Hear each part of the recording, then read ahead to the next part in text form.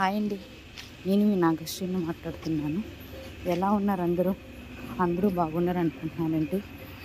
వీడియోలోకి వెళ్ళబోయే ముందు ఫ్రెండ్స్, నా ఛానల్ని లైక్ చేయండి, షేర్ చేయండి, సబ్స్క్రైబ్ చేయండి, మర్చిపోకండి. నా ప్రెగ్నెన్సీలో నా జర్నీ ఆల్రెడీ మీకు ముందు వీడియోలో చెప్పానండి.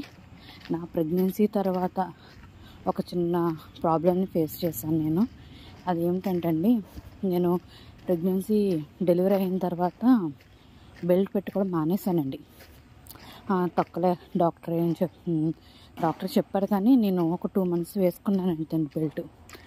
పర్లేదు అనుకుని ఇంకా నేను బెల్ట్ యూజ్ చేయలేదు, పెట్టుకోలేదు.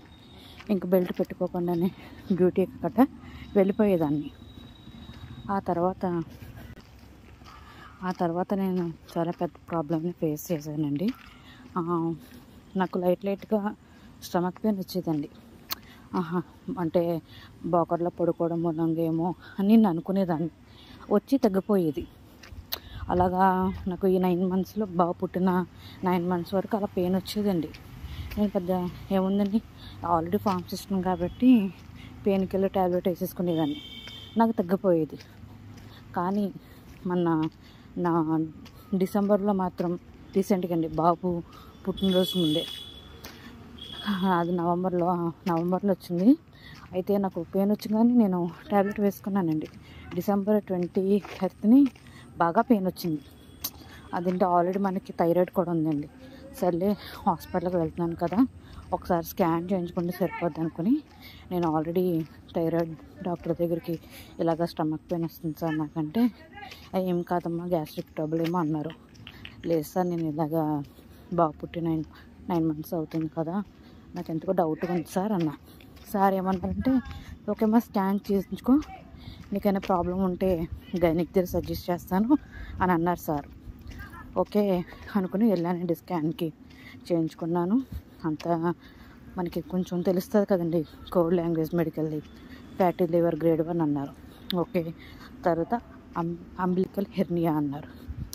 వామ్మో, అంబిలికల్ హెర్నియా ఏంటి అనుకున్నానండి. అప్పుడు సార్ దగ్గరికి వెళ్తే, పర్వాలేదమ్మా, మళ్ళీ ఏమైనా పెయిన్ వస్తే వేరే హాస్పిటల్ సజెస్ట్ చేశాను అని అన్నారు. నాకు మరికొంతమంది డాక్టర్స్ తెలిసి ఉంటారు కదా, ఆ డాక్టర్స్కి రిపోర్ట్స్ పెట్టాను. సార్ ఇలాగా ఇది నా రిపోర్టే సార్, నాకు ఇలా ఉంది అంటే, సార్ ఏమన్నారంటే, సర్జరీ పడుతుందమ్మా అన్నారు.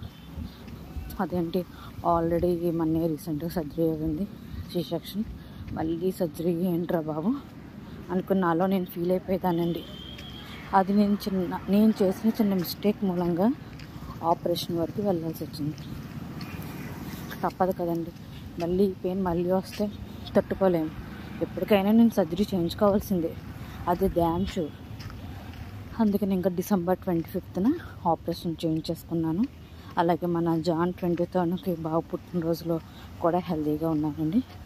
కానీ ప్రెగ్నెన్సీ డెలివరీ అయిన తర్వాత కంపల్సరీ బెల్ట్ మాత్రం 6 months వరకు యూజ్ చేయండి.